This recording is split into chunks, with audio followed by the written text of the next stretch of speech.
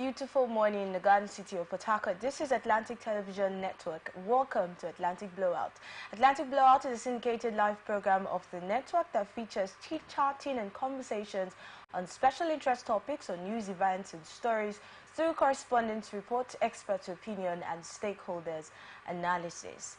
Let's take a quick peep into our stories for today. We look at this one from Lagos State. Shop owners get 2 months quick notice. And again, still in Lagos State, 40,000 homes to get power from waste energy.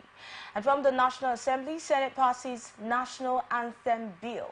And on judiciary, tenure policy valid, says Industrial Court. And on public finance, direct payments, middlemen out finance Minister Edun. And on unpaid salaries owing journalists is criminal, says NLC. After the short time out, we will introduce our guests and delve straight into the stories. Please stay with us. Corruption not in my country. Driver, why you just jack us up and down like this now? I hope nobody carry belle. Why you ask go? Because this road where they see so, it no guarantee safe delivery. We just vote for government, but we not get good governance. At all. Road so no date. Light usa. The infrastructure it can't turn to be forbidden fruit for the city. Corruption, well everything.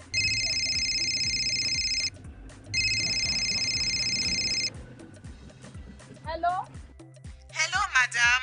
Good afternoon. Good afternoon. My name is Mrs. Ayeni. I am calling from the Ministry of Humanitarian Affairs. Okay, I've been expecting your call. Madam, remove this your phone from loudspeaker.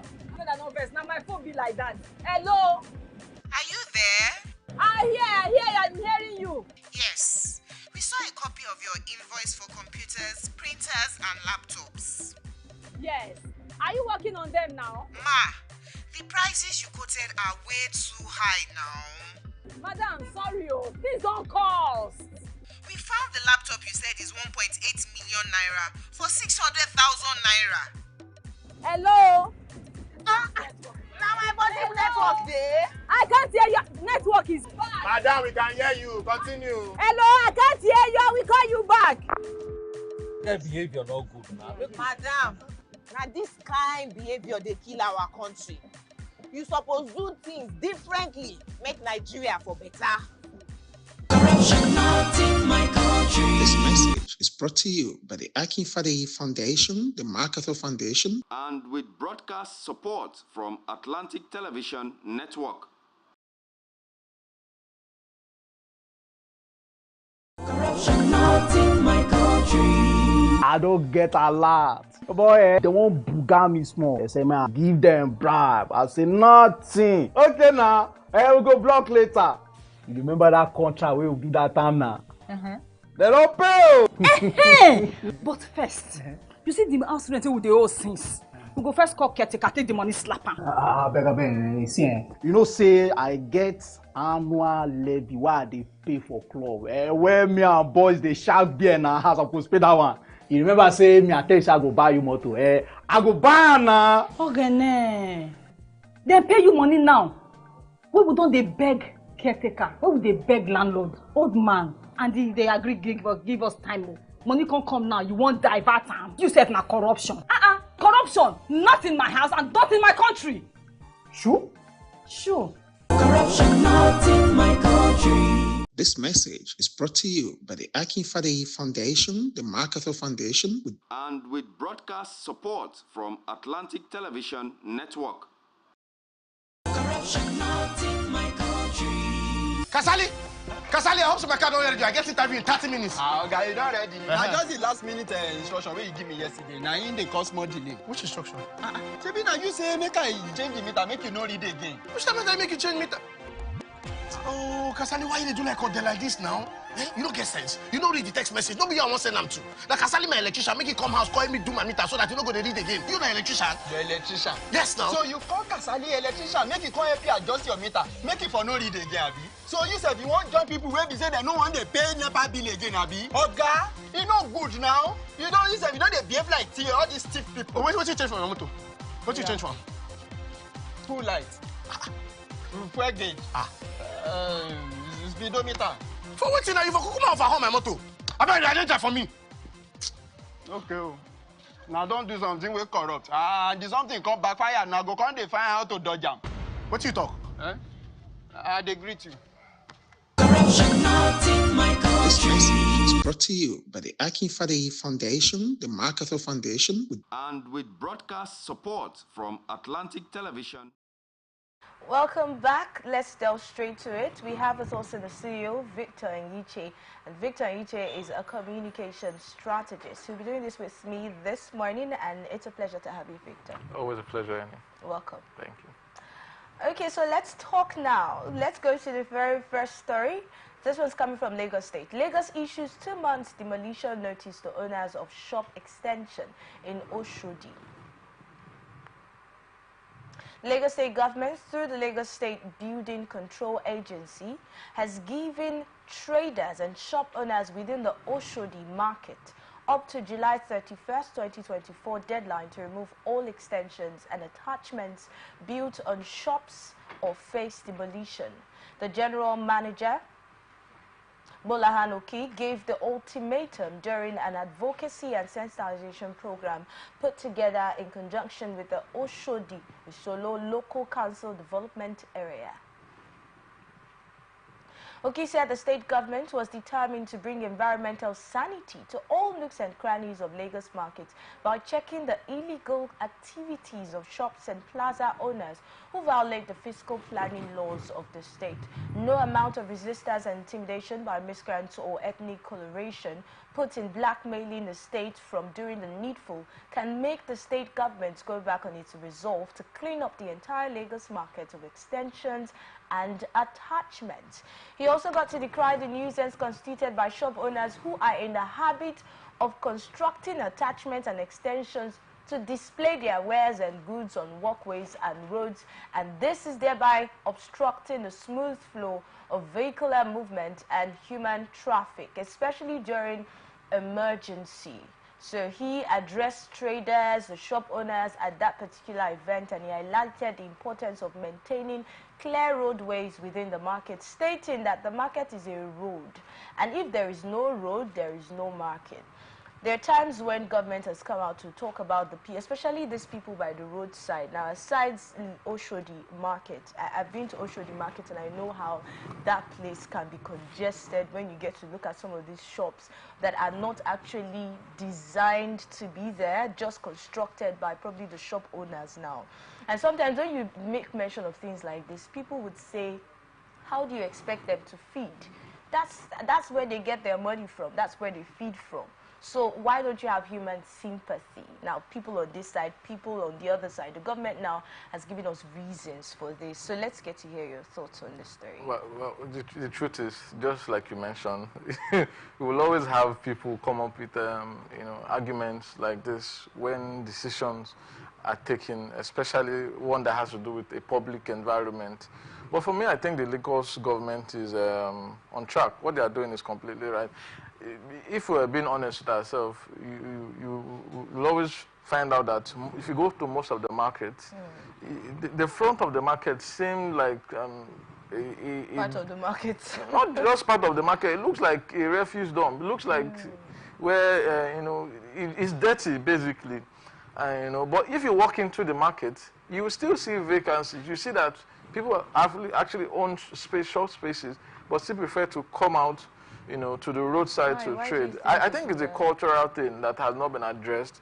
I mean, similar with what our government do, where you have the civil service and different departments and ministry, but the government will still come and create agencies, create parastatals, that are conflicting, conflict of interest. You have ICPC, you have EFCC, you have, I'm just, so it's a similar thing. And because nobody has, we've not put a pin on it and say, no, this is wrong. Let us stick to what is right. If you're given the responsibility, do it. If you're given a space to cover, like this is your space, why not make use of it? And we also, as a people, we're also guilty because you see, rather walk into the shop, you just see the person, you prefer the person by the roadside. Yeah, so I think it's a culture that needs to be abolished by us. We need to reject it. In every organized society, there are rules and there are structures. And what makes a society move good is when everybody obeys the rules, moves according to rules and regulations. But if we don't, then of course we're going to just be in a state of chaos. So for me, I think what the government is doing there's nothing bad. They have built a market and they've allocated market spaces to people. Let us say the issue of the people is not enough market space. We would know that this is the issue of no more. Because you've mentioned some people who have spaces inside, yes. but they decided to come to display their goods because some of the passers-by would like to buy from outside instead of coming in. What about those people who do not have a space? That's what I'm saying. Market? Let everything worth doing is worth doing where they say. So if there's the market spaces, people they have market extensions, So if the market is not enough, let us see that the cry of the people is that government should provide more market spaces or expand the spaces. And I believe if that is a cry of the people, a government should look into it. But on the contrary, that is not what they are crying. They are crying that they're destroying their shops. And you see it a lot. Go to it's even who wouldn't cry that they're destroying your no, but it's not your shop. How much it took them no. They are not destroying your shop. That is where we get it wrong. They are not destroying your shop. What they are destroying is the illegal things you've put on the road. Illegal shop. It's not a shop. I won't call it a shop. The illegal structures that you put, like they mentioned, extensions. These are extensions, which means there's a particular structure. So what you've done is put extension. I mean, the agency also complained of people, doing this a lot, where after the shop is constructed, they will not put an extension. Yes. So, and these are the issues. We need regulations, and I think this is right. This is the government. This is the responsibility of government to ensure the enforcement of laws, and rules and regulations in our society. And we as citizens, I think the responsibility is on us too to abide by these rules. Do you see them abiding by these rules? We've had this. We've had similar cases in various states, and the truth is what these people do is they wait, but once it's evening, when they know that nobody's coming for them, they bring their things out to the road again. Yeah, I agree with you, but this only happens in instances where there are no enforcement. I've been to markets where there are markets where people don't do that. You can't, I think the popular fruit market in Fruit Garden, I think in Port Harcourt, somewhere along the line, when government constructed or reconstructed the market, I think they kind of regulated them coming out. I've not been there recently, but at some point when I went there, I saw that people were staying in their shop spaces, which is important. So for me, I think it's enforceable. Okay. Just that we have a very terrible and awful enforcement, pattern. Why do you think we have that? No, I don't think. I know we don't. Why do you think we have that? The reason we don't have that is because we don't have that. There's no explanation for it. There's no explanation. No, according to our former governor of Rivers State, if he didn't do, he didn't do. So basically, he didn't do. And there's no reason why it's not there. It is not there because we have refused to do it. That's the reason. You said there's no reason. What's the reason? Is that a reason? If what is called enforcement? Enforcement is ensuring that rules are obeyed, that people adhere to these regulations. So if you don't do it, and it's more of a culture to us, where just like you mentioned, if you do it, you evacuate them from that premises this morning. By the evening, they will be back. And the truth is, when you tell them, go into the shops, they'll tell you, and maybe you come to enforce the law, they'll say you are being wicked, you are being unfair. But if first you're doing wrong, and they say two wrongs don't make it right. So the fact that you're doing wrong, and the person is trying to correct you, the person is not actually wrong. You are the wrong party. So I think we need to learn. You see, when we obey these rules, let our excuse be that government have not provided enough facilities for us. That will be a different conversation, rather than saying you leave the shops and then you cover the road. Because the truth is the road has its utility, the same way the market has its utility. So covering the market doesn't solve, covering the road doesn't solve a problem. Rather, it creates another problem for the environment. Okay, so you're saying that government should provide more spaces for these people. That could be a problem. I'm saying government should provide enough facility for people to trade, but also the people should also have their own responsibility to abide by the rules, to have your limit. Because if you're infringing on the right of others, like on most markets in Port Harcourt and Abuja and some other places, you see how people come out on the road, and it's difficult for vehicle. I know these things are machine. What if there's a failed brake? You start hearing the accident and all of that. Aside from that, the waste that comes out from this market is not even good for the environment. So that alone is a cause for worry for us, because you're bringing all of that in the middle of the road. Most of the times you look at the media, go to the market, and they are very dirty. There's no regulation in terms of refuse disposal and all of that, and it affects the general environment of the people. So for me, I think the responsibility goes both ways. People should obey and stick to rules and regulation, and government should also do more for the people, because I'm sure if government have created a facility and enforce regulations, strict regulations, I'm sure the people will do that. But it's because the people that are supposed to be enforcers, are also encouragers of malfeasance like this. So it happens that because I'm supposed to be the one to tell you not to do it, maybe I'm from the community, and I'll bring 2 women, keep them in front, and say, you people will be giving me 500 naira. And before you know, the other person will come and say, it's not 500, I take 500 naira. And that's how it happens. At the end of the day, you collect at the point that you can't control it, and you just be like, you know what, everybody will give me 500, and that's what happens. And not like we don't see it. So, okay. So I think the responsibility of the people and the government. Yes. And talking about waste disposal now, the Lagos State government said it has taken a major step towards turning tons of solid waste generated in the metropolis into usable energy to power a total of 40,000 homes across the state.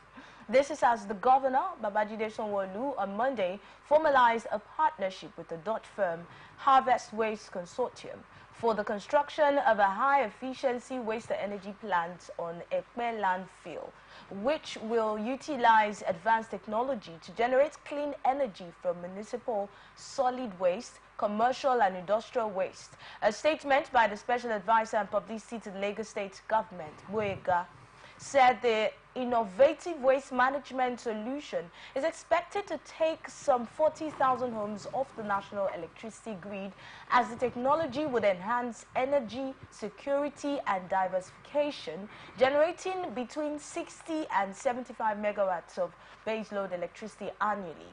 The partnership with the Amsterdam, Netherlands-based firm said was at the instance of the Ministry of the Environment and Water Resources, while the agreement was signed under the supervision of the Lagos State Office of Public-Private Partnership. While quoting Sanwo-Olu, the statement said the inadequacies of the current waste disposal practices in the state led to the sealing of the partnership to bring about innovative alternatives towards reducing environmental pollution, improving air quality and stemming degradation and contamination of water resources that pose threat to the life quality in the state.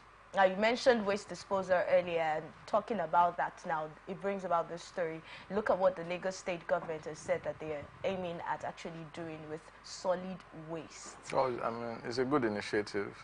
Listening to it sounds like music in my ear, because these are the kind of solutions you want to hear the government makes, or is making. Unfortunately, or fortunately, whichever direction you want to look at it, we have been hearing Lagos, Lagos, Lagos, Lagos. I honestly wish I hear Lagos, Port Harcourt, and Abuja. I want to hear these things. This is what the duty and responsibility of government is. This is governance.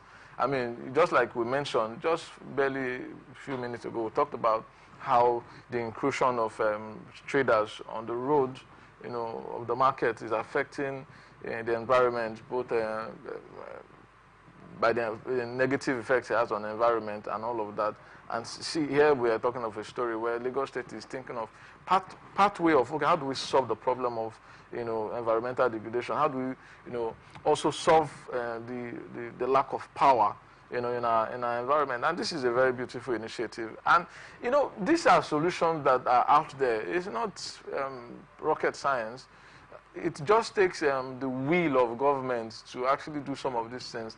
And it's a good initiative by the Lagos State government because it's going to solve several problems. It's going to create employment, so it's going to solve the problem of unemployment. It's going to eradicate or reduce environmental pollution. It's also going to provide, power for the people. So it's a win-win for Lagos State, and it's a brilliant one. Kudos to the Lagos State government. How do you see the country now? How do you see the nationality? How do you see the president? How do you see Nigeria buying into such an idea?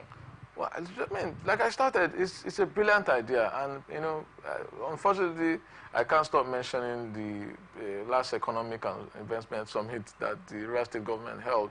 And part of the discussions I was hoping to hear, this kind of discussions, linking to power generation, and of course environmental, problems, how the government wants to tackle it. And in as much as we've not heard much of this kind of initiative, I think the government of Rivers State should also, or not just Rivers State, government of Rivers State, but also Abia State, Borno State, the states in Nigeria should also, employ this as a means of solving. I mean, look at just embarking on this one project will be solving 3 to 4 different challenges in the society. So if you embark on one particular project, you're going to eliminate or you're going to solve several other issues in the society, so which is a plus. Some of these things are not new. No, that's what I'm saying. Some of these things, it doesn't mean that our government or the people in leadership are not aware of it, are not aware that things like this can be done. So why do you think that other states, or we've not heard, you said the River State Summit now, you were expecting to hear things like this, but you didn't.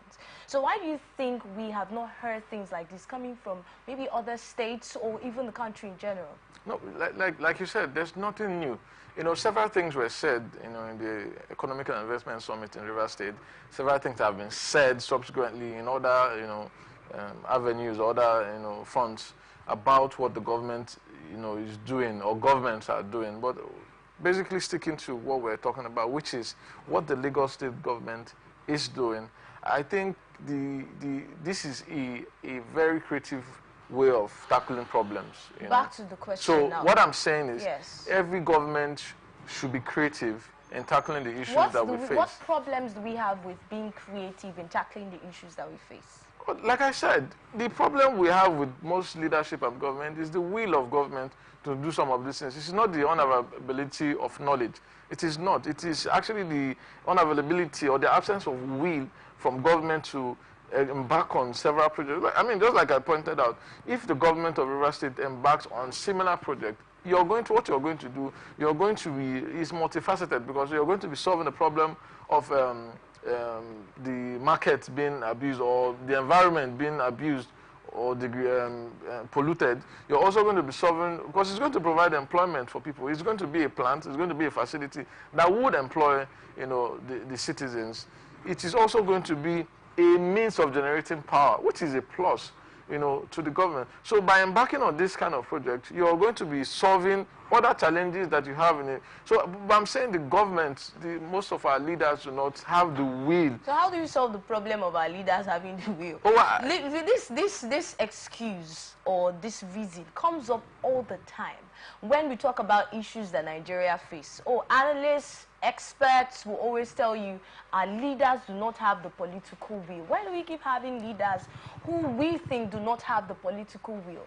And how can we even solve the problem of our leaders not having electricity? Is a problem. It's not new. We met it. We've always been hearing, growing up, we've always been hearing that, oh, they took the lights, like we'd always say it at home. NEPA don't take lights. You understand? So these problems are not new. They've been there. So what happened to instilling or coming up with these creative ideas to solve this problem? So why do we have leaders who do not have the political? How do we solve the problem of our leaders not having the political will to solve the problem of there's the a saying that the government or the leaders are a reflection of the society. And that is true, because there are not aliens that come to form government in our environment. Aliens will not come to form government. It is still from the people that people are elected. So for me to answer your question, I think the people, we have failed to develop strategies or means of holding government accountable. It seems like the formation of labor alone or different, what do you call them, pressure groups, it's like it's not enough to enforce, to push our people to do the right thing when they're in power. So I think we need to devise a better means of holding government accountable, since some of the agencies or the parastatals that were formed for this purpose is not enough. We need to start holding our people, ourselves, accountable for decision. For instance, I remember having a conversation on, I think, either on a radio station or on another TV station, where we talked about challenges and we talked about holding accountability in governance, why the challenge. And I gave my opinion that the reason we don't have accountability is that the people are not doing that. The people actually are giving excuses for people in power.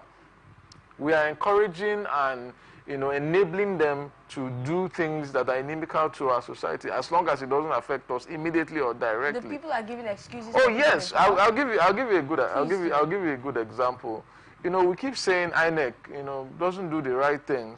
Right now as I'm talking to you, there are a lot of unregistered people in the country. Right now as I'm talking to you, there are a lot of people that have not collected their permanent voters card. There are a lot of people that are not registered and all of that. Put that aside. During elections, who are the people that rig? Who are the people that carry firearms for these people? Did you see any of the leaders, any of the members of the House of Assembly or House of Reps carrying gun or dragging ballot or doing all of those violence? Well, of course, they are not the ones doing it. It is the people that are suffering this. We enable them, because when somebody comes to you and say, look, carry this camera and stone on the ground, and you say, yes, my leader, and you carry the camera and stone on the ground, then eventually... Any will not do that. Of course, any will not do that, but I'm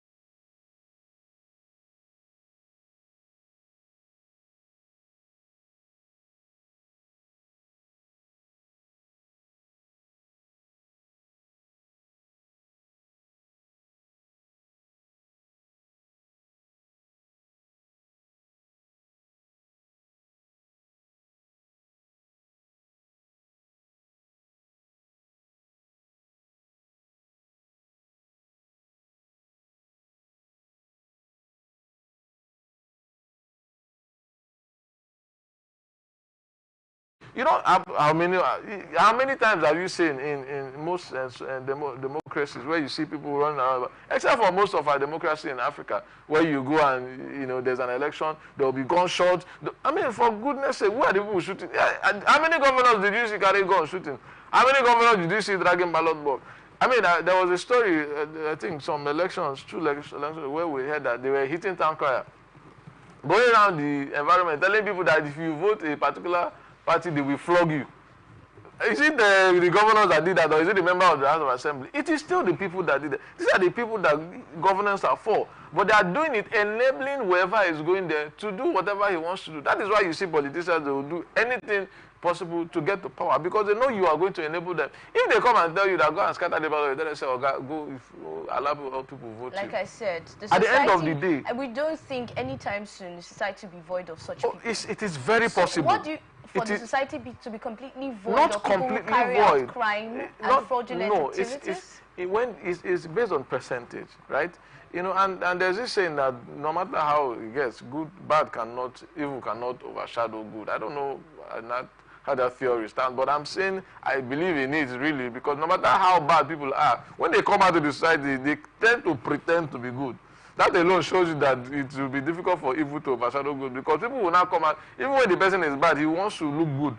He wants to look like he's doing the right thing. So, that's a clear example of how it will be difficult for evil to overshadow good, because even the thief in the night who comes in the morning and wants to be seen as a responsible man, and all of that. So for me, the leadership is a reflection of the society. So while we're holding leaders and saying government is not doing the right thing, I think we also need to say the people are not doing the right thing. The people are not doing, the leaders here maybe fail to build proper market. But the people on their own fail to maintain the facilities that they have. Some of them will leave the market space they were allocated or allotted and come out on the road. You and I will be passing. We'll still buy from the people that are also on the. We see that how we're enabling these things to happen. So when you do all of this, we are enabling this inconsistency in our society. And the only way society can grow and be better is when the people themselves decide to grow and be better. We cannot doubt that there are people like that who have decided to grow and be better. We cannot doubt that there are people who have not been involved in these criminal and fraudulent activities. Of course, we have people who are also speaking against some of these actions of our leaders. So if we have people on this other side, like I said, a society, can it really be completely void of these other people? Now let's come back to these people who are speaking against it. What do you think they're not doing right? What do you expect from them? What's the right way that they should speak up? What's the right way that they should fight against some of these things that their beliefs and actions are against? I will tell you how we can speak up. How we can, I put myself in that category of people that are speaking up, because I am. How I do my own is, I can tell you for a fact that I can't remember, I have not, as a matter of fact, disposed of refuse indiscriminately. I can't remember the last time I did anything. Maybe I'm throwing biscuit or a wrap of sweet. I don't throw it on the ground. I will ensure that I look for a waste bin, even if it's not in my immediate environment. The other day I was talking to some guys in my street, and we were saying the place was that, and I told them, look, I can proudly say that I have not contributed to this dirt in our environment. I can say that I have not for any day one in my life since I started staying here through through maybe a sachet or a wrap of something on the ground. So it simply means there are Nigerians like that. That's what I'm saying. Yes. So you ask the question on how and what we're doing. And I'm saying this is what I'm doing, and also talking about it. But the challenge we have is enforcement. When you go to, let's say, the state of California, and you're walking on the street, really, there's no police or park by the road that tells you don't throw that wrap on the ground. On your own, you will just look at the environment and, you say it's like this thing is very wrong. You say, are we the only person doing this thing? You hold it. So even when you do it, there's every chance or tendency that somebody will tell you, why are you doing that? I mean, that's not proper. There's every chance, and there's evidence of you. If you hesitate, I'll call the cops on you. You will behave yourself. We're talking about the people, like you said, the problem is enforcement. From who now? Enforcement. Who are the people enforcing? People or from these other Who are the people in We're talking about the people now. What should they do differently? The people should live to their own responsibility. Just the same way we're clamoring for leaders to, abide and live by their responsibility. See, what is democracy? When you define democracy, one of the things that occurs frequently is the people. Is the government of the people, by the people, for the people. It is the people. But see what we've done. Government of the leaders for the people. Governments by the leaders for the... that is what we're doing now. We are the ones doing that inscription because we're giving... The powers of democracy was handed to the people. What we are now doing is that the people will now come together, or a certain group will come together, carry the power and give to the leader. As if the leader is one alien that comes from space to rule. No, the leader is part of the people. The moment you're not in government, are you not part of the people? Even while in government, the leader is still the people. So what we've done is we've twisted and edited our democracy to be democracy by the leader for the people. We've had for the leader for the people. We have had strikes. We have had protests. We have had people come out to say we do not support certain policies that probably the government has come up with. We've had Nigerians come out to protest with placards and all of that. So we've had cases like that. Do you remember what happened during NSAS? What happened? We're not even going to No, you mentioned we've had this, we've had that, and I'm calling part of what we've had. Was there a change? No. Are not completely silent. Was there a change? Exactly. But I want to ask you. That's exactly what I'm also saying. Well, that's the question now. Was there a change? Right? That's what you're asking. Yes, there was. We've had exactly. So Nigerians are speaking up. Before that, we cannot completely say the people are supporting what the government. No, see, that's the mistake. The responsibility of the people is not just to speak up. Yeah. So what is to act. I'll tell you something. Most of the person that came out to shout, NSAS at that time, some of them were doing worse. Some of them had people they were maltreating. Some of them had Some of them were part of maybe. Did you hear what happened? At some point, some criminals, took advantage of the situation and started robbing people and started. I mean, we all saw all of these things. See, it is yes, people still take action, and it is when it has gotten so bad that people are pushed and pushed that sometimes, and most times when you see people speak up like that, it's based on an agenda. I'll give you an example. when Labour comes out, I mean, comes out to shout that government is doing this, government doing that, and I agree that government needs to, put more attention towards the, our labor sectors, our workers, and all of that, the welfare of the workers, because they are part of the people. While Labour is doing that, there are a lot of things that I kept saying that while Labour is looking for raise in the minimum wage, I don't think Labour fought enough fight for other states that have not implemented the 30,000 minimum wage. How much fight did they give in to the state? There are a lot of states that till date are not paying that. Meanwhile, there are some states that are paying more than that amount. How much push did Labour do, to ensure that these things are done? But that's a discussion for another day. So you see that it is beyond talking. It is beyond, you have a responsibility as a person. If I fail in my responsibility, things are not going well, right? But if you also fail in your responsibility, it will get worse.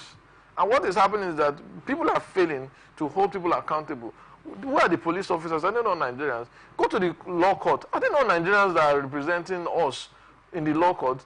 If the lawyers and the judges, with all due respect to them, decide to say, look, we're going to stand on integrity. We're going to do what is right. I mean, the other day I heard on the news that there was a particular hospital, is it the BMH or UPTH, I can't really recall, that they've been adding 100 naira to every charge in everything they do, and the money is not refunded or is not retired to the coffers of the Ministry of Health. That it is within them there, it is what we used to call okwe, they collect the money and the internal revenue, IGR, personal IGR.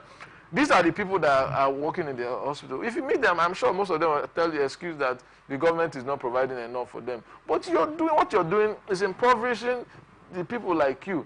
So two wrongs will never make it right. The people, see, we have a responsibility as a people to hold government accountable, hold ourselves accountable. The people that are in government are not strangers. They are our brothers and sisters. They are our neighbors and friends. So if we start telling our people, our neighbors and friends that, look, oh boy, this thing you're doing is wrong. You go to the house and your wife tells you, honey, I don't think what you're doing is proper. Please, I will not allow it. I will not accept it. To this. You go to the office, your colleagues are telling you that this thing is wrong. You tell the policeman, go and shoot that person. He tells you, no, guy, I cannot do that. You go to the other boy and tell him, look, I want you to eliminate it. But he will tell you, okay, I cannot do that. What did he do? Tell me, which power will that person have? Well, let him carry the gun or whatever and go and meet the person and say, no, he will not do it. Rather, he will want to adjust and say, okay, so everybody is doing, okay, now, but because they are enablers of these people, because when they come out and say youth, oh yeah, everybody will shout, oh yeah. And now you see 3,000 youth for Ekwemute, just being listen. You will see them. These are youth that have not been employed. But once the one politician comes down and say youth, oh yeah, you say, I am wikematic, I am simplified, I am batified. That's my point. See, hold them accountable. Look, we've not seen you. You are representing us. We don't even know you. We've not seen you. This is what we want. But you're not giving us what we want. What role does sensitizing the people also have to play there? Role of sensitizing people, the responsibility is on all of us to sensitize ourselves. The churches, the religious centers, the youth organizations, the different bodies that we have, both professional and non-professional, like what we're doing here, the news bodies and journalists and pressmen and the husbands, the fathers, the sons, the brothers, the sisters, the boyfriends and the girlfriends. Everybody has a responsibility to enlighten each other.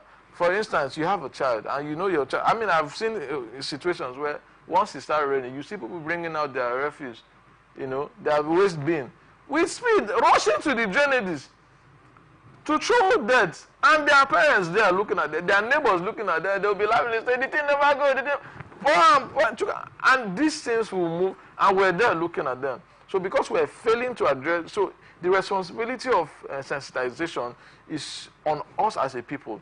Whether you have an opportunity to be in a place of authority, it's your responsibility to make laws, rules, principles, things that will guide policies, that will guide a better society.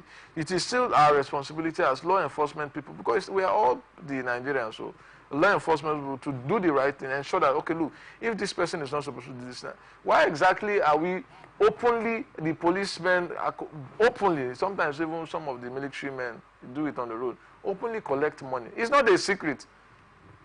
I mean, something, you know, anytime I see it, it baffles me. I'm like, are we serious? A policeman will openly collect 200 naira from a driver and give him 100 naira change. We know this. It happens. Go to any checkpoint. It is only private cars that have issues with their papers. Have you not noticed that there's a miracle that covers public transport, commercial drivers? Oh yes, you don't know. Really? There's a miracle. I don't know. It's a divine grace. Once you're a commercial driver, your papers are always complete as long as you have 100 naira. And it's crazy. These are the policemen are they not part of us? Say it's just all of them. They're definitely no. I've mentioned but like yes, you're right about us sensitizing ourselves, holding ourselves accountable. Speak against what you know is wrong, even from your brother. And don't do what is wrong, not just to speak. Yes, I don't do what is wrong. So let's look at the next story now. The Senate on Tuesday approved the bill to change the current national anthem, titled Arise, O Compatriots, to the old national anthem, Nigeria We Hail Thee. The bill is entitled National Anthem Bill 2024 and it was passed for the third reading. The Senate passed the bill amid stakeholder misgivings, including objections from Lateef Fabemi, the Auditor General of the Federation and Minister of Justice, who advised against hasty passage and stressed the need for wider consultation. The bill was read for the first and second time last Thursday at the Senate, and the bill will be transmitted to President Bola Tinubu for assent. If signed into law, it will be the first time Nigeria's national anthem will be given legal backing. The bill was seeks to provide a legal framework for the national anthem so that it can bind with all the legal powers embedded in it. And he clarified that the bill, despite the concerns raised by the AGF, does not need to be subjected to wider process of citizen participation through zonal public hearings, resolutions of Federal Executive Council, Council of State, National and State Assemblies, etc. He insisted that the bill is an ordinary bill, not a constitutional amendment, and only requires it to be read first, second, and third time, and after a public hearing.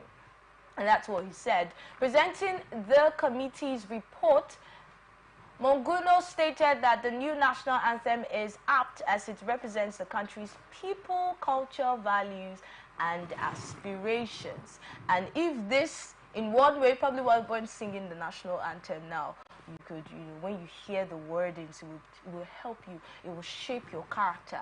And if we've tried this way, we should actually also try this. Well, that's on the lighter note. So let's get to hear what you have to think about this story.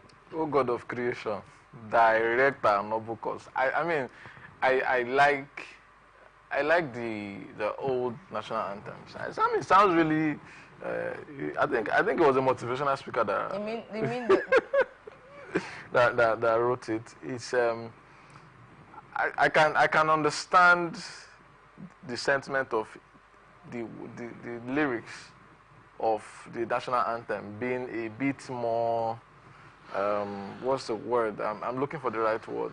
What I don't understand is why the haste. Why is that a priority?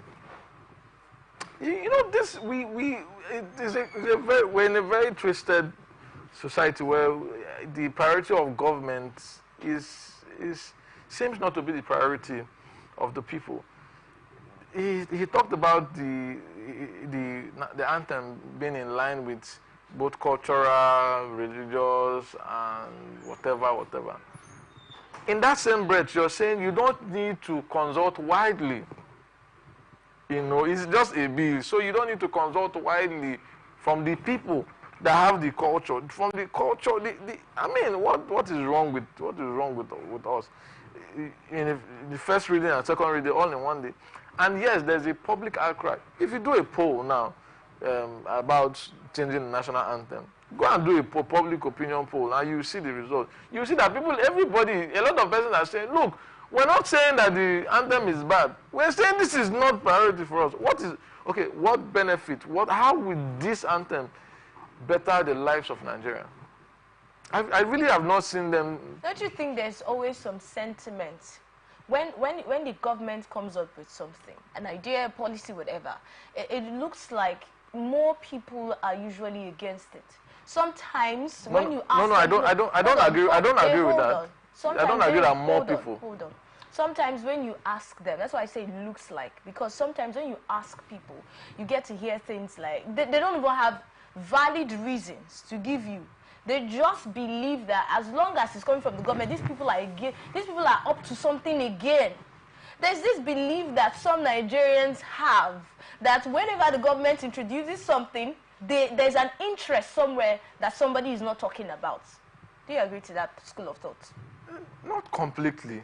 Look, the government is there for the people. Laws you're making are made for the people. Do the people know that? That is why they are shouting. Do they agree to that? No, if they don't know, they would not shout. Why would I shout? If I know this thing is of no consequences to me, why would I bother myself? No, you said the government is for the people. That's what I'm saying. The government is for the people. The rules and the laws you're creating are for the people. And the truth is, for every law or any organized society, the agreement of the majority of the people is what is law. The practice of the majority of the people is what is culture. The acceptance of majority of the people, or the things they accept, majority, is what is tradition. It is everything you talk about comes back to the people. So if you're doing a law that is for the people, and the people are telling you that, okay, this is not it. Why? It's called House of Reps and Senate. You're representing us, and majority of the people are saying, no, this is not what we need. You now, as an authority, your responsibility is now to explain to the people. You elected me, in quotes, to represent you. And I think that this law, this thing I'm doing now, is something that will benefit you. And this is how it's going to benefit you. It has been explained now. No. They have explained it and told you that they don't need your input. I don't know if you get my point. The people They have... also told us how it will be beneficial. Oh, no, for goodness sake. That's why I said in one breath, you say we don't need to consult widely. In another breath, you're saying it will represent the culture. It will represent the people. Are you the people? You're representing us. And part of the function of representative is to hear from the people, get feedbacks. Look, I don't know how many persons know the old national anthem, especially children of these days. I don't know how many of them can sing the national anthem. I don't know if there's a spirit behind the national anthem, which I know there's supposed to be, that the people are meant to adapt to our culture. I don't think we have that. The Ministry of Orientation or National Orientation Commission, I don't think we've done that orientation to encourage, what do you call it? Encourage, what's the word? Nationality, to encourage people to have respect, people to have passion for the country. I don't think that there is. They haven't encouraged people to respect the anthem. It's not respecting the anthem. I'm saying it's an anthem. It's a pledge. If you're pledging, when you go to the court, you're meant to swear by a particular, if it's Islam or Muslim, Islam or Christianity rather, that you swear, you pledge to to speak the truth. When you pledge an anthem, when you give a pledge, it's a commitment. You commit to what you're saying. It is not just mere words. They are commitment that you are saying, just like affirmations. So it's not just changing it, but the people. Why do people stand? What's the essence of people standing and putting your hand on your chest? It's a sign. You're saying, this is from my conscience, this is from my heart, this is from within me. We were told all of that in primary school. I am saying, no, it is not done. That's the foundation of... You were told. You probably were told. Probably you were the lucky set, last set they were told. These people now, they just sing national anthem because they need to sing national anthem. You cannot outrightly say.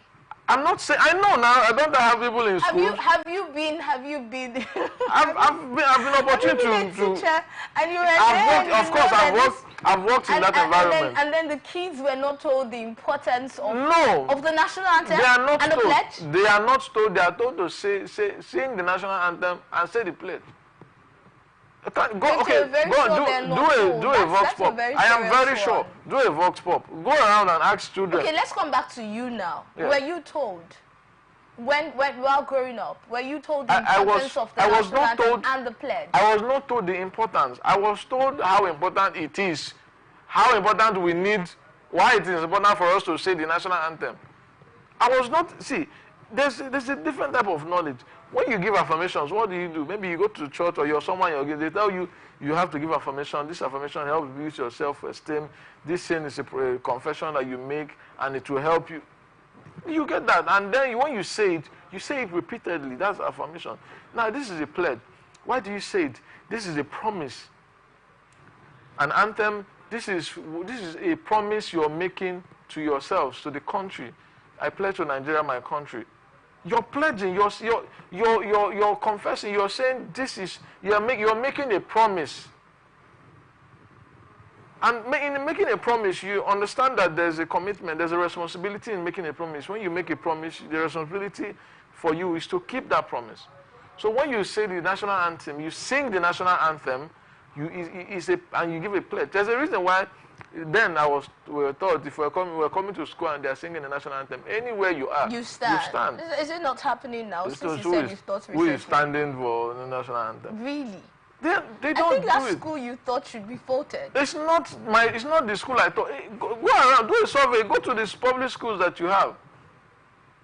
It's not about what I'm saying. Go to the public schools that you. Then it doesn't have to be your school. If I'm passing, and they thought that you stand at. Then they were trying to teach us that look, this is a promise, this is a confession you're making. So whenever you hear it, respect it, and make that promise. Now we're supposed to have the National Orientation Agency to, tell Nigeria. But now, how do you tell me to make promises when someone in power will make that promise and go and do things that will not favor me, and you expect me to keep my promise? So there's distrust between the people and the government, and when there's that distrust, patriotism is not encouraged. So for you to encourage patriotism, both from the all cadre of leadership down to followers, everybody should be patriotic. Everybody should play their role responsibly. And until this is done, I don't see why I should be making promises to a nation that doesn't keep its promise to me. All right, that's a very deep one. It cut deep and it got me speechless for some seconds. But actually, like you said, there's a distrust between the people and the government. And it goes back to the explanation that I made earlier. Don't you think this distrust is one of the reasons people always oppose a lot of government policies, even policies that, okay, let's take a look at I don't want to mention any, because you might also be one of those Nigerians who are against that particular policy. But there are some policies that the government comes up with, and at first, you want to smile to that. But later on, people would come out and they're opposing, and you're like, I thought you celebrated this. So the distrust that is between the people and the government, don't you think it is one of those reasons that a lot of Nigerians usually oppose some of our policies, the government policies now? Oh, yes. See, that's exactly what we're saying. There's no trust because the people that are given the opportunity to legislate and to enforce and to make laws, they go there, but they do not do it. They go to this position, they have this power, they have this privilege, but they do not responsibly, do the things they are supposed to do. So to make the and because of that, yes, you give the other person an excuse. They say, after all, this person is not doing it. After all, we're humans. That's one of the nature of humans. They'll point out what is wrong. To gain the trust of the people back. What do you advise the government? To gain the trust of the people, it is not just the government. The people of Nigeria, Nigerians, should, to a large extent or as much as possible, be honest and sincere to their responsibilities. All right. And to themselves. Okay, thank you so much for that. We'll take some time off. Let's go on a short break and when we return, the conversation continues. We have more interesting stories. Please don't go anywhere.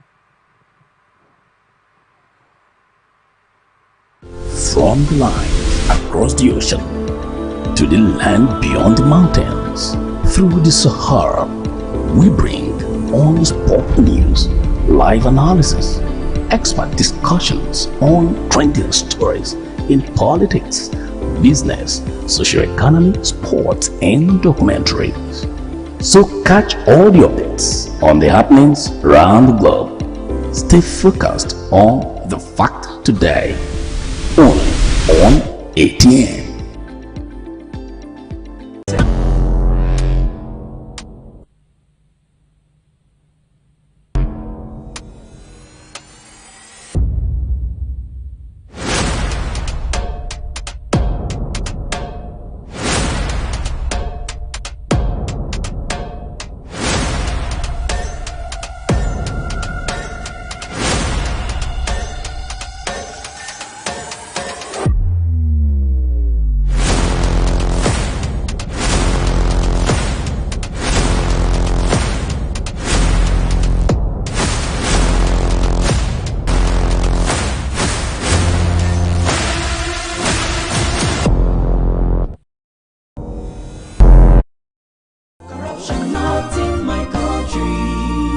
What you want to buy? Potato.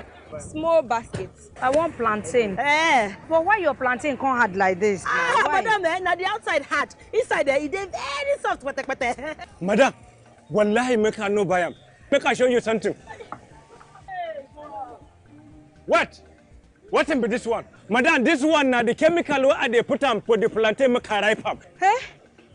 So you dey put chemical for plantain where people go chop? No water, no be chemical. Water. You know say Pela I don't talk and say water and not be enemy. Drink am. Where you collect that water, drink am. I just stop finish. See my belly. After it don't big. I just stop drink water finish. Wait, can drink am now. At the sell am plantain I go come put am for chemical. This message is brought to you by the Akinfade Foundation, the MacArthur Foundation, and with broadcast support from Atlantic Television Network. From the line across the ocean to the land beyond the mountains, through the Sahara, we bring on sport news, live analysis, expert discussions on trending stories in politics, business, socio-economy, sports, and documentaries. So catch all the updates on the happenings around the globe. Stay focused on the fact today, only on ATN.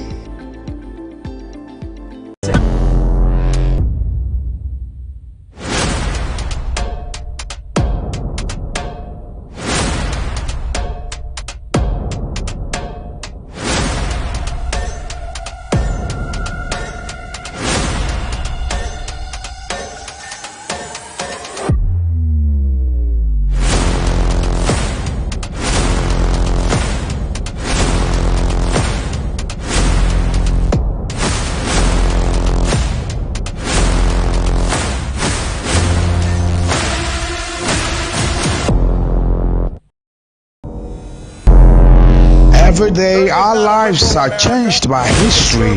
We are one people, all of us. Leaders, politics. Nobody's ambition is what the blood. I have fought very firmly. Natural occurrence, war, and the world economy. I belong to everybody, and I belong to nobody. ATN covers it all on ATN Politics today.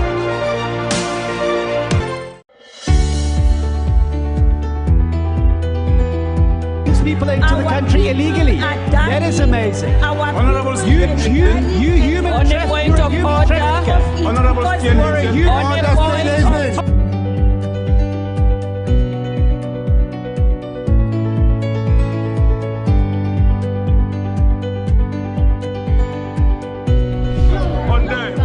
they are not picking our calls. They made up their minds. So no agreement with the EU, but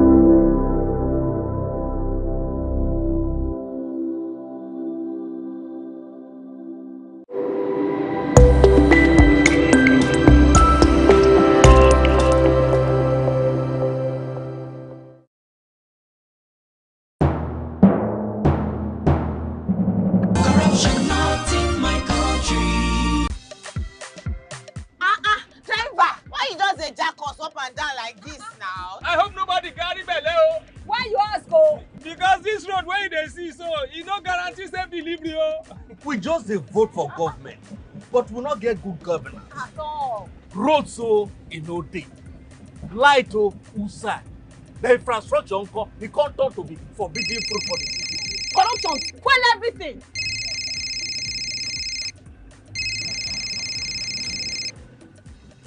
Hello?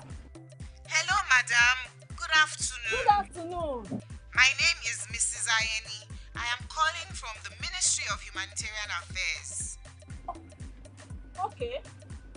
Okay, I've been expecting your call. Madam, remove this your phone from loudspeaker. No vex, now my phone be like that. Hello? Are you there? I hear, I'm hearing you. Yes. We saw a copy of your invoice for computers, printers, and laptops. Yes. Are you working on them now? Ma, the prices you quoted are way too high now. Madam, sorry, please don't cost. We found the laptop you said is 1.8 million naira for 600,000 naira. Hello? Now my body network there. I can't hear you. Network is bad. Corruption not in my country. This message is brought to you by the Akin Fadehi Foundation, the MacArthur Foundation, and with broadcast support from Atlantic Television. Welcome back. Let's take a look at the next story now. The Honorable President of the National Industrial Court, Honorable Justice Benedict, has declared the tenure policy of the federal government that provides that a director or its equivalent by whatever nomenclature described in MDA shall compulsorily retire upon serving 8 years on the post, and a permanent secretary shall hold office for a term of 4 years and renewable for a further term of 4 years, subject to satisfactory performance as contained in the public service rules as valid. The court ruled that the assertion of the former permanent secretary, Alon Waku, that the implementation of the tenure policy is discriminatory cannot stand. The court held that the tenure policy is of general application to all directors by whatever name called and permanent secretaries in the public service. Justice Kaif stated that the argument of Mr. Alo that there has to be a specific lifting of the suspension of the tenure policy was unfounded, as nothing was placed before the court to show that the tenure policy under the public service rules of 2021 will apply only when the suspension of the policy initially made was specifically lifted. From facts, the claimant, Alowako, had averred that the head of civil service of the Federation, Attorney General of the Federation, lacked the requisite powers to reintroduce the tenure policy into the civil service of the federal government of Nigeria, same having been suspended by virtue of the directive of the President of the Federal Republic of Nigeria as communicated in the circular dated 20th July 2016. And now the court has declared Alon Waku's assertion that the Federal Executive Council cannot overrule Mr. President by restoring the tenure policy as bizarre and wishful thinking, and affirmed that the Mr. President is the chairman of the Executive Council of the Federation that approved the said PSR 2021. Victor, I see you looking like you're thinking so far. Tell us what you think about this story. Well, I'm actually very close. I'm not thinking so far. I mean, the court has given its judgment, and for me, that goes. I think some of these policies are meant, you know, or the intentions of some of these policies, especially in the civil service, are meant to curtail, you know, certain practices in the civil service. I mean, I know how it used to be when you see somebody, a permanent secretary or a director, who will be in the service for a very long time, and this person will just be there. And sometimes when these things happen, it encourages corruption, because this person is there, has seen everything, has seen the processes. Sometimes they even become stumbling blocks for, you know, certain other promotions. And, you know, the civil service as a system, you know, it grows. It's by stage, and you retire.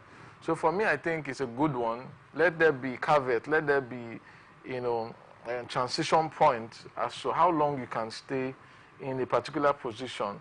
You know, a permanent secretary, just like, I mean, the judge, you know, stated, will stay for 4 years, the tenure rather, as prescribed by the president or the presidency. Say the tenure of the permanent secretary will be 4 years. Then after that 4 years, they will evaluate your performance, maybe the Civil Service Commission, and if you're found worthy of that position or you've been doing well and they want to to keep you, they can do that. So I think it's a good one. The judgment is it's not a bad one. It's one that encourages credibility in the civil service. So for me, I think there's nothing bad in that. The law as or rule as created by the presidency and of course validated by the industrial court. For me, it's a good one. The civil service is one very complex and delicate part of our society that sometimes we don't even pay enough attention to. And we don't? Yeah, we don't. We don't. There are a lot of sharp practices. If we're paying enough attention to the civil service, a lot of things, innovation would have happened. By now, I would not need to carry file to the secretary, then to the secretary assistant, then maybe back to the director's office where the director's assistant will have to stamp on it. I'll now bring it back to the admin office for them to record it. And for them to record it, it will take like 1 week.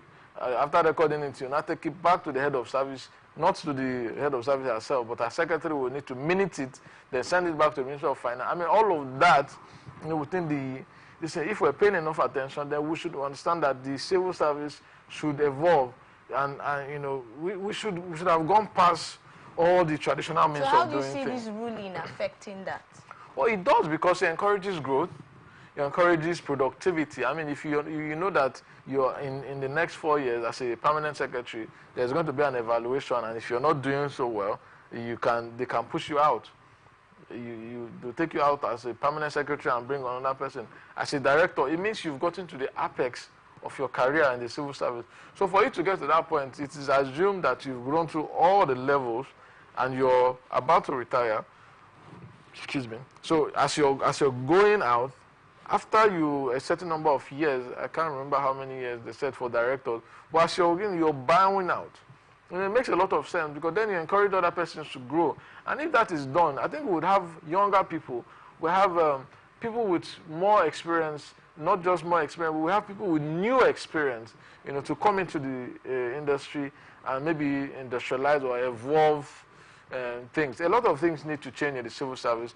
I mean, you go to the civil service, you see people gist, and because of the inactivity, and I can't blame them completely for that, because the government too has a role. I've taken a lot of functions that are supposed to be in the civil service. It's been taken out. They are creating agencies, to do the functions of civil service, thereby leaving civil servants inactive. So I go to the civil servant goes to the office, sit down Monday, Tuesday, Wednesday, Thursday, Friday. There's nothing to do. You go on another Monday, Tuesday, Wednesday, you say, look, I need to be doing something. Of course, you cannot be a civil servant and also have another job. So what do? I go to the market, buy granite, and I'll start selling in the office. I go to, what do you call it, oil mill. I buy clothes. I come to the office, I sell to my colleagues if they want blouse, different type of all of that. I sell boxers. So you believe that this will bring about some sort of innovation in the civil service? It should. And will solve some of these problems that you have mentioned? I believe that is the intention of the presidency for that. Thank you so much. And now let's look at the next story. The Minister of Finance and Coordinating Minister of the Economy, Chief Wale Edun, who announced the adoption of the new strategy, said it was meant to eliminate the middleman in the process and ensure transparency and accountability in doing business in the country. The minister spoke at the ministerial briefing to mark the first year in office of the Tinubu administration in Abuja. Now, Edun also said that as part of the effort to ensure that the direct payment of cash to vulnerable groups in the country is to be done directly to the beneficiaries using bank accounts, using biometric verification of beneficiaries and national identification numbers. Now, cutting the middlemen off. The minister said the government had overcome the initial financial setback, which made it difficult to repay loans and other financial agreements a country reached with other nations and institutions, and that Nigeria is now meeting its financial obligation. He also cited the repayment of the $200 million the country was indebted in shareholding to Islamic Development Bank, and said that the country is doing everything possible to meet its financial commitment at home and abroad. This story is on judiciary tenure policy valid industrial court state. Okay, Victor, let's get your thoughts on this one. Well, you know, I find it quite disturbing most times when, you know, the government has come up with, you know, several initiatives, according to them, is to reach out to the poorest of the poor and some of all these things. And I find it quite sometimes provoking, because I remember the former Minister of Humanitarian Affairs, Dr. Mrs. Betta Edu, when she had the issue, I mean, of corruption and all of that, or misappropriation, while she was suspended as a minister. We had a lot of these commitments, statements come up to say that federal government has given certain amount to the poorest of the poor. And the first question I usually ask, how do you identify these people? I mean, now they are saying they want to eliminate the middleman and ensure that the money goes Communicate directly to the with people. the contractors. I don't believe there's no transparency. What do you mean there's no transparency? No. Okay. Now, who is going to, if you're eliminating the middleman, who is going to identify these people that you're talking about? Which people? The contractors? Yeah, they're not talking. Yes, who are going to identify them? Is there a due process? What is the due process taking? And you can't eliminate middleman. As interesting and sweet as it sounds, I don't think it's going to be possible. It might sound, yes, they would want to do it, but if there's sincerity in their actions and they actually decide, okay, look, let us actually do these things, so it will be a good thing for the country, because, you know, a lot of money being run through in the name of, you know, middleman, sometimes consultancy, the amount of money being paid is sometimes almost enough to even execute certain projects. So if, like I said, the problem I have is in the sincerity of government to these intentions. And if the government is sincere to these things and they actually do it as they have said they will, I think it's going to help a lot in terms of transparency and execution of some of these, you know, these ideas and projects. So for me, if the government is going to embark on this direct payment, as the Minister of what do you call it, Minister of Finance has said, it's going to be good. But what I'm going to advise the government is to ensure transparency in these dealings. First of all, how do you identify this contract? How do you, is there a public bid? Is there a public bidding process through the, you know, there's a public... To identify contractors of these projects? To get, first of all, to get the contractors. You know, there's a public procurement law. There's a law, too, that guides the award of contract. It has to be a public bid. You have to put the contract open for companies, you know, contractors to bid openly, so the public will see there's a credibility. So it's not just to say you're going to be paying directly. We also need to ensure transparency in the process of getting these contractors, not just in the payment of money to these contractors. I mean, recent past, there's some dust that was raised by Atiku and some other persons in the country about the company that the federal government awarded the coastal highway to. You know, they had something to do with the son of the president and all of that.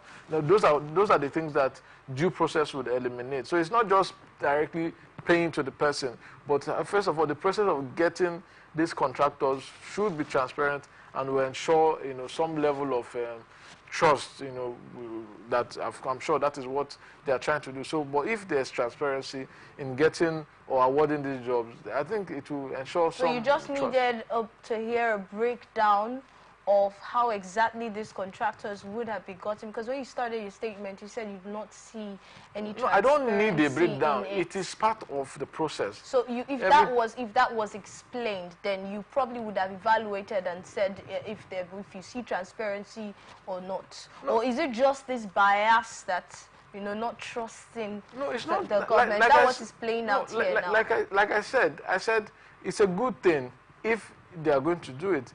But I'm saying it's not enough to ensure that you eliminate middlemen in terms of the payment of monies directly to these contractors. I'm saying one other thing that would add trust to the system, because the reason for this action is to ensure trust and transparency in quote. I say in order to ensure more trust and transparency, I think what the government should also make open and transparent is the process of awarding contracts to companies.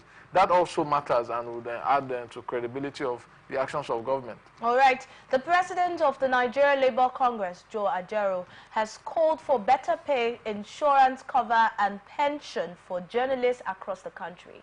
He made the call when he visited the president of the Nigeria Union of Journalists, Dr. Chris Isiguzo in Abuja. He explained that while journalists play significant roles in the fight for independence and the current democracy Nigerians are enjoying, it is unfortunate some people are begging for their salaries to be paid.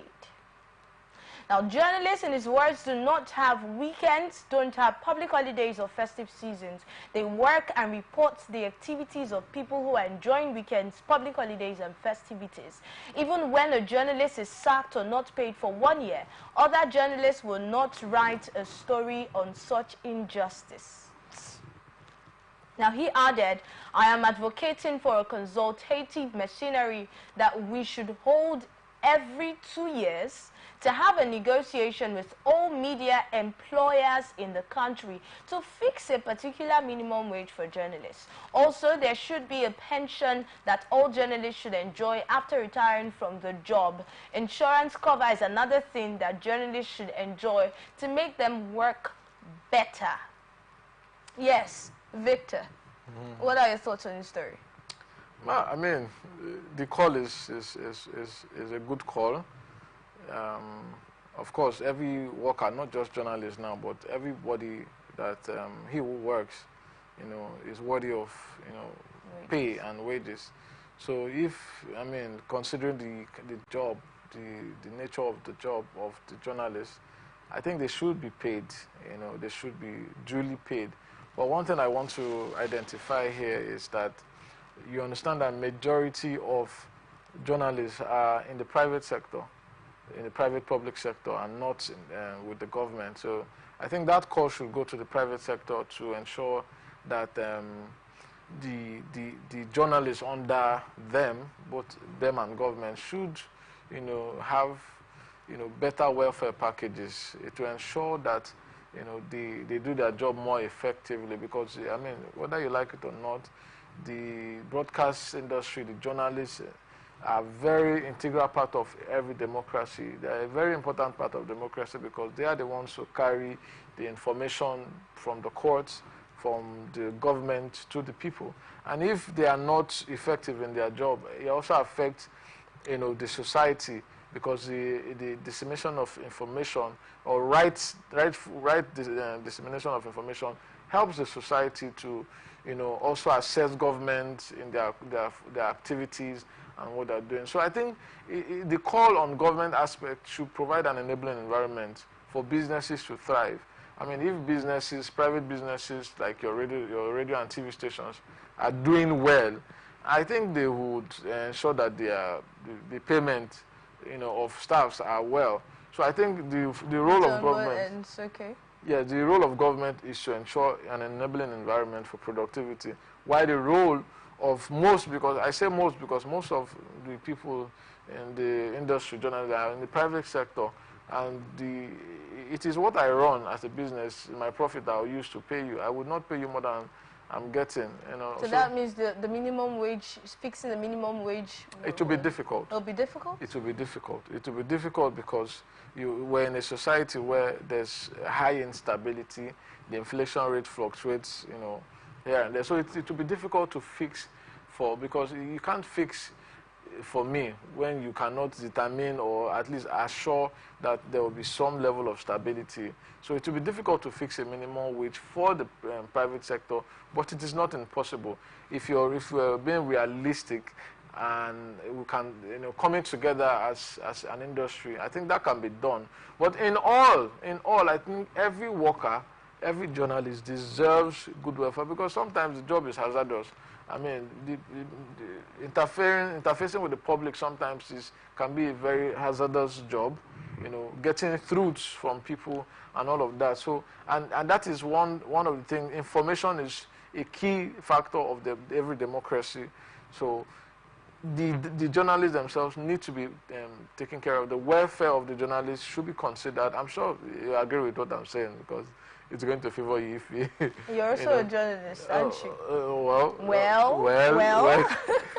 You know, while I was smiling when you were talking, I remember the particular trending picture. I think you must have seen it. Of it was like two sides of the picture, right? And then on one part they wrote the presenter when you hear his voice, and one clean-looking guy, and then they wrote the presenter when you finally meet him. It was a very funny each time I remember that picture. I just started laughing. But you talked about getting the private, the owners of these private media institutions involved. They also talked about, they mentioned a biennial meeting or conference that will be held, and that they are proposing, and that they will have that meeting with the owners of these media houses. So that meeting will be held with the owners, and that's where he said they should also think of a minimum wage, even though some people are wondering why this is coming from NLC. Well, it is NLC. It is part of labor. Whether the private sector is also, So we're expecting this from probably NUJ and the rest, although even this conversation was done with that. Well, the NLC, yes. I think the NUJ, I believe, is also part of the NLC. Some people were actually expecting that from the NUJ instead of it coming from the NLC. But Victor, we appreciate your contributions on the show today, even though that picture is still in my face. But thank you so much for joining us today on Blowout. We hope to have you again. Of course. All right, thank you for being a part of the conversation. Thank you for your time. This is where we get to wrap it up in this episode of Blowout. And don't forget, we are on your socials. Don't forget to stay connected with us on all of our ATN socials. On Facebook and YouTube at Atlantic Television Network, on Instagram and TikTok at Atlantic TV Network 1, on X at Atlantic TV Net. Watch us live on our website at www.atlanticnetwork.tv. Always remember that peace and unity are the pathways to progress. Thank you once again for watching. I am Enidoye Jackson. Coming up next is Open. From the line across the ocean to the land beyond the mountains, through the Sahara, we bring on-spot news, live analysis, expert discussions on trending stories in politics,